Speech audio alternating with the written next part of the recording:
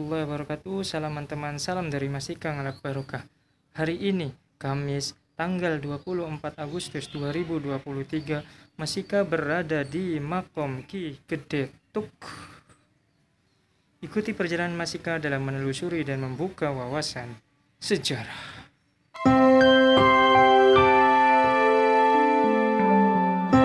Bismillahirrahmanirrahim.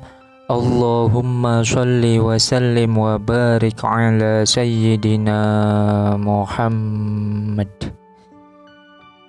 Jika berbicara tentang Ki Gede Tuk, maka akan berkaitan dengan nama sebuah desa yang berada di Kecamatan Kedawung, Kabupaten Cirebon, Jawa Barat. Ada beberapa versi mengenai penamaan desa Tuk. Ada yang menyatakan bahwa kata Tuk karena penemuannya sendiri dikisahkan dari peristiwa dituk atau ditusuk menggunakan tongkat. Ada juga yang menyatakan bahwa ketika tongkat ditancapkan ke tanah, keluarlah air yang sangat deras dan Tuk sendiri diambil dari kata sumber mata air. Dalam bahasa Cirebon berarti tuk. Ada juga yang mengatakan bahwa benturan kayu yang menimbulkan bunyi tuk, sehingga desa tersebut kemudian dinamakan desa Tuk. Wallahu a'lam. Oke teman-teman, langsung saja.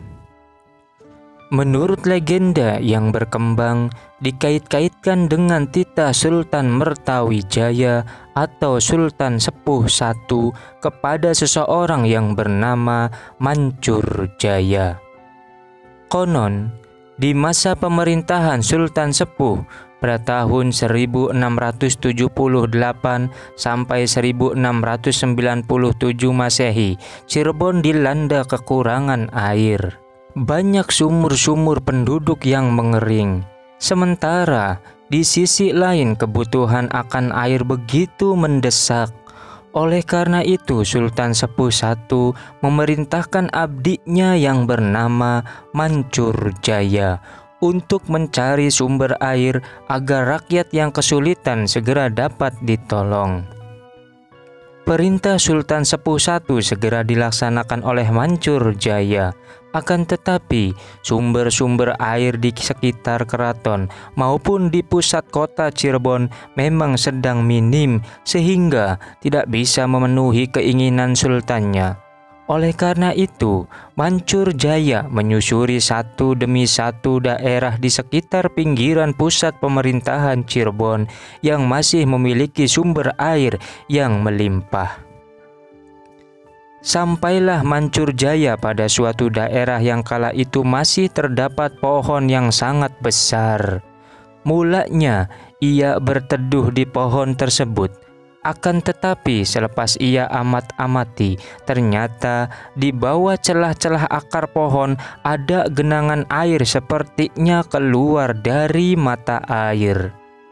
Lalu ketika ia tusuk-tusukkan atau dalam bahasa Cirebon tuk dengan menggunakan tongkatnya, ternyata memang benar sebuah mata air.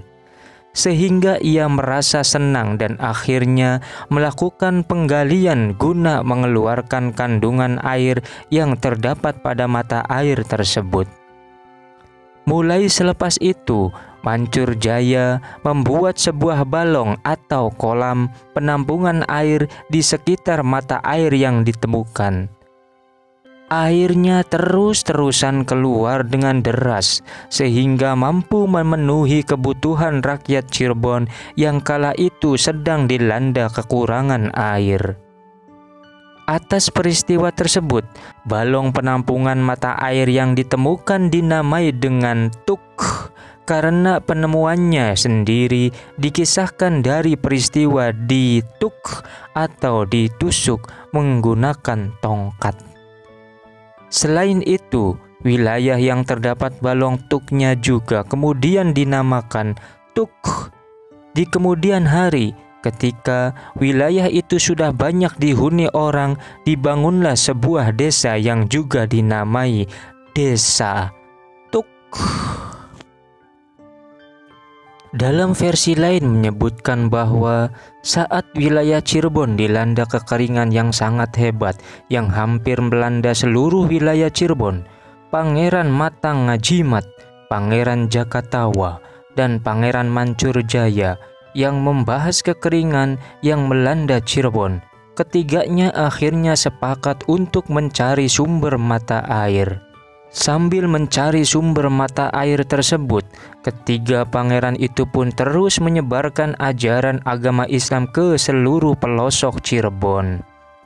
Perjalanan ketiga pangeran itu akhirnya sampai ke wilayah barat Cirebon dan menemukan sebuah pohon yang rimbun. Pohon itu disebut-sebut tempat berteduhnya Pangeran Cakrabuana atau Pangeran Walang Sungsang yang juga dikenal dengan nama Mbah Kuwu Cirebon Girang. Saat berada di lokasi itu, ketiga pangeran terkejut melihat fenomena alam berupa rembasan air yang keluar dari bawah pohon itu. Ketiga pangeran itu pun selanjutnya mencari sumber air rembasannya.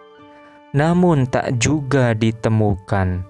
Akhirnya mereka sepakat bersemedi dan berdoa meminta petunjuk. Saat bersemedi dan berdoa, tiba-tiba terdengar suara tanpa wujud yang menyuruh ketiga pangeran untuk mengangkat kayu yang mereka duduki. Kayu itu supaya diketukkan ke tanah. Bunyi kayu yang mengenai tanah itu berbunyi tuk. Kemudian daerah itu dikenal dengan nama Desa Tuk. Selain menimbulkan bunyi tuk, ketukan kayu ke tanah juga berhasil menyemburkan sumber mata air. Adanya sumber air itu akhirnya menjadi jawaban krisis air yang terjadi di wilayah Cirebon. Air pun menggenang di sebuah balong yang tidak pernah kering walaupun musim kemarau sekalipun. Banyak warga yang mengambil air dari balong itu, dan setiap yang mengambil air dari balong itu mesti mengucapkan syahadat dan sholawat. Konon katanya, syarat bagi warga yang mau mengambil air di balong itu mesti mengucapkan syahadat dan sholawat. Sampai saat ini, persyaratan itu tetap dilakukan. Jadi, kalaupun orang non-Islam mau mengambil air dari balong keramat itu, maka mesti penuhi persyaratan tersebut. Wallahu a'lam. Mudah-mudahan bisa memberikan manfaat, khususnya untuk pribadi, umumnya untuk yang menyaksikan dan mendengarkan video ini. Mohon maaf bila ada kesalahan dan perbedaan versi.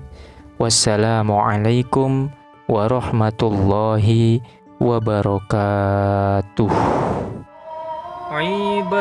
Ibadallah rijalallah aghisuna li ajlillah wa kunu aunana lillah asanallah bi fadlillah.